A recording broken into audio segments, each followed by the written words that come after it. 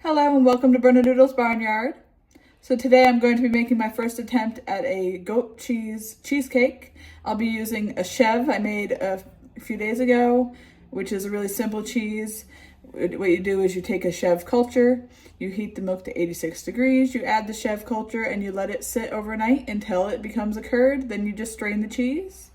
It's very similar to cream cheese. It has a slightly more tangy flavor. So the first thing I did was put 2 cups of graham cracker in my food processor and blend those up into crumbs. That's for the crust. To the graham cracker mixture, I'll be adding 2 tablespoons of sugar and a half cup of goat's butter.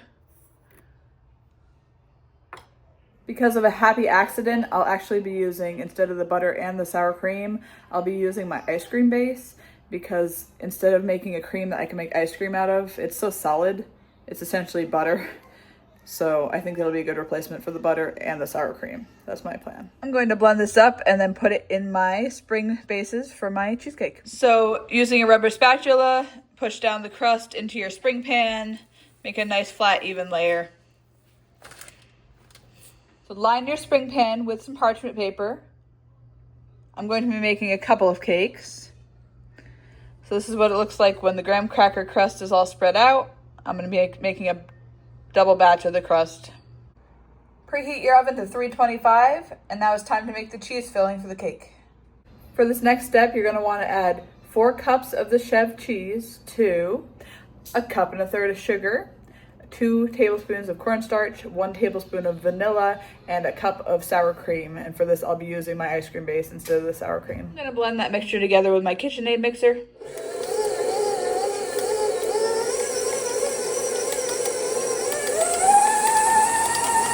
I'm adding 3 eggs to that mixture.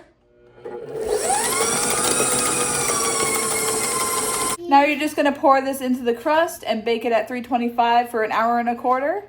You'll want to let it cool nice before you release it from the spring pan. And before you bake it, if you want to add any flavors, feel free to swirl in some jam or mix some chocolate in and have swirls of chocolate, or have a purely chocolate cheesecake by adding chocolate to the whole mix. All right, I'll show you when they're done baking. Right, now how many do we have left? For this first one, I mixed blueberry and raspberry jam, and I'm going to swirl that into the cheese.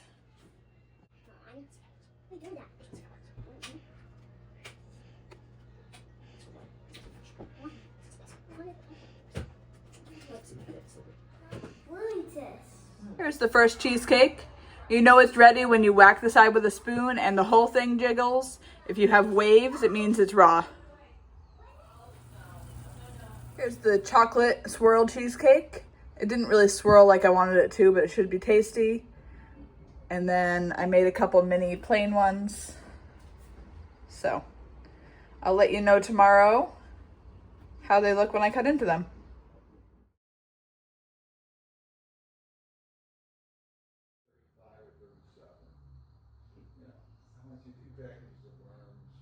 The cheesecake came out really great.